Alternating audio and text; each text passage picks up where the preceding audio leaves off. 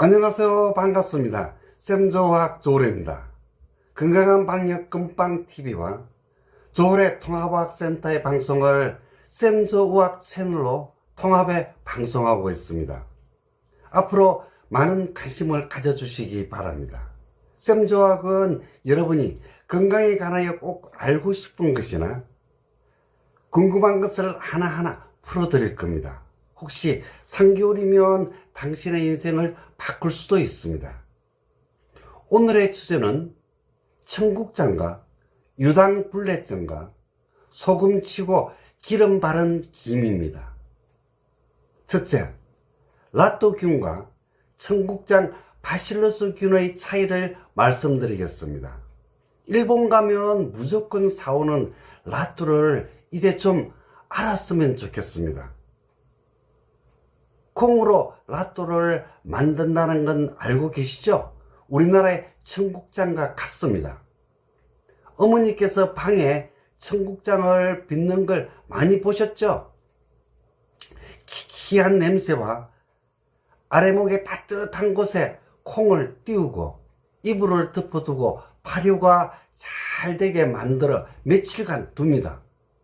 그러면 콩과 콩 사이에 끈적끈적한 점액이 나오면 잘 발효가 된 것으로 어머님이 말씀하셨습니다. 청국장의 유산균과 라또의 유익균은 모두 콩으로 발효시켜 얻습니다. 즉 청국장과 라또는 콩 발효식품이라는 의미입니다. 청국장이든 라또든 콩을 발효시켜 유익균을 얻는 방식인데 발효 방법이나 과정이나 온도나 습도나 발효의 촉매에 따라 다양한 유산균이 만들어집니다. 결론적으로 청국장이든 라또든 모두 콩 발효식품인데 유익균의 조성 비율에 차이가 있을 뿐이라고 저는 얘기하고 싶습니다. 일본은 발효과학을 중점적으로 연구하다 보니 콩의 유익균 중 라또균을 찾았으며 세계 학술지에 논문으로 발표되었으며 균의 이름을 발명자가 라또라고 명명하면서 라또균으로 기록되었습니다. 우리나라 학자도 청국장에서 지금까지 알려지지 않은 새로운 유산균을 찾아 세계 학술지에 논문으로 발표하면 새로운 이름의 한국산 유산균이 탄생하는 겁니다. 우리는 일본의 발효과학의 수준을 인정해야만 합니다. 라또 자체가 맛이 없는 건 잘 알고 계시죠? 라또에 간장이나 소금이나 양념을 첨가해 상품으로 만들잖아요. 즉 순수 라또균은 맛이 없습니다. 발효된 청국장도 자체적으로는 맛이 없습니다. 라또균과 같이 말입니다. 라또균을 끓여서 먹습니까? 아니면은 생으로 밥과 같이 먹습니까? 네, 생으로 먹습니다. 그런데 청국장은 끓여서 먹습니다. 라또는 생으로 먹고 청국장은 끓여서 먹는다면 한번 생각해 보아야 할 것은 라또균은 열에 약하고 청국장에 들어있는 유익균은 열에 강한가요? 아닙니다. 모든 유익균은 100도씨 이상에서는 모두 죽습니다. 우리가 끓여서 먹는 청국장은 맛으로 먹지 살아있는 유산균의 도움을 받을 수 없습니다.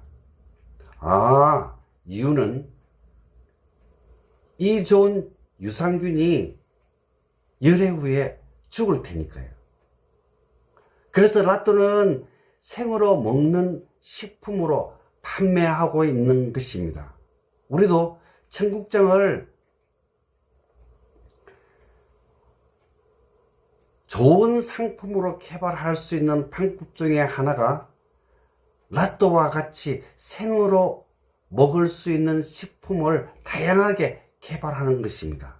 물론 마트에 다양한 한국산, 청국장, 바실러스 균의 식품이 판매되고 있습니다. 일본에서 구매하지 마시고 국내 마트에서 한국산 청국장 바실러스 균을 많이 드세요. 정말 좋은 보약입니다. 여기서 우리가 기억해야 할 것은 유산균은 권장량이 전혀 없습니다. 변의 상태에 따라 권장량을 조절하는 편이 가장 현명합니다. 즉 유산균의 권장량은 나의 장 상태에 따라 매일매일 달라진다가 답입니다. 둘째, 우유를 마시면 설사나 쏘가리를 하는 분이 많습니다. 오늘 간단하게 설명드리겠습니다. 이와 같은 증상은 사람에 따라 우유의 단백질을 소화 흡수하는 능력이 다르기 때문입니다. 유당불내증인데 우유의 당분을 분해, 소화, 흡수하지 못하는 증상입니다. 우리들 중에도 우유를 마시고 소화가 잘 되는 사람도 있고 우유를 마시고 설사나 심한 감기나 배앓이를 하는 사람도 있습니다. 즉 사람마다 우유의 당분을 소화시킬 수 있는 능력이 다르기 때문입니다. 유당을 분해하는 효소가 부족하면 다량의 가스가 발생하고 속 더부룩함과 울렁거리는 소리와 복부 팽만감 등이 나타나며 설사 증상도 나타납니다. 유당을 전혀 소화시키지 못하는 것이 아니면 소화효소의 부족으로 일부만 소화시키지 못해 일어나는 현상이며 유당으로 만든 요구르트, 치즈와 같이 발효된 유제품이나 저당 분해 효소 첨가 제품을 섭취하면 이런 증상은 나타나지 않습니다. 우리 인간도 육식을 주로 하는 유목민은 유당불내증이 없으며 배농사 위주의 민족 중에는 유당불내증을 갖고 있는 사람이 많습니다.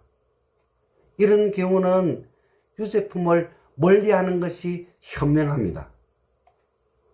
셋째, 순수한 김의 맛과 향을 즐기세요.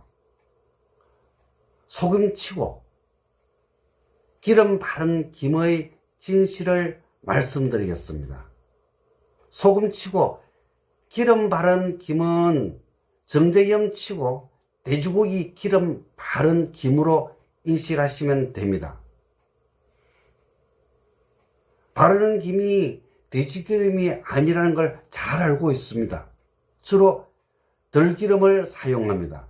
들기름은 불포화 지방산이라 인체 내 대사 과정에서 중성지방과 콜레스테롤이 방하여 포화지방이 되면서 체배로 배출하는 건강에 좋은 식품입니다. 그런데 기능식품으로 오메가3 제품은 구입하면 말랑말랑한 영질로 되어 있습니다. 일반적인 건강식품의 경우 알맹이 스타일이거나 캡슐 스타일이 아닌 연질인 경우에는 분명한 이유가 있을 겁니다. 이유는 들기름과 같이 불포화 지방은 빛에 의해 온도에 의해 산패될 수밖에 없습니다. 들기름이 산패되면 돼지기름과 같은 포화 지방으로 됩니다. 그래서 소김치고 기름 바른 김은 정제염치고 돼지고기 기름 바른 김으로 저는 강력하게 말씀드리고 싶습니다. 댁에서는 생김만 드세요. 그러면 소비자들은 돼지 기름과 같이 딱딱하지도 않은데 어떻게 포화지방이라고 말하는지 의문을 가질 것입니다. 이것은 우리와 같은 학자의 입장에서는 유화제를 혼합하면 쉽게 해결됩니다. 소비자인 우리는 철두철미하게 상술에 쏟고 있는 겁니다. 직장 생활이나 사회생활을 하는 가정주부가 많아지면서 이와 같이 김을 맛깔스럽게 먹을 수 있고 편리한 소금치고 기름 바른 김이 우리 식탁에 자연스럽게 오르게 되었습니다. 본인과 가족의 건강을 생각하면 이런 김을 먹어서는 안 됩니다. 가족 중에 질병을 앓고 있는 사람이 있으면 소금치고 기름 바른 김 대신에 생김을 먹는 경우도 있습니다. 전 다른 측면에서 아동이나 청소년은 소금치고 기름 바른 김을 먹어도 지금은 아무런 증상이 없지만 평생 큰 병을 만들 수 있습니다.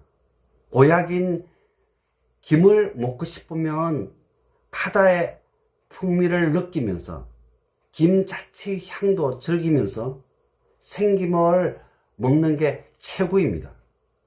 오늘의 주제는 청국장과 유당불내증과 소금치고 기름 바른 김입니다. 샘조의학은 10년, 20년, 30년 방송을 할 계획이며 샘조의학은 건강 채널입니다.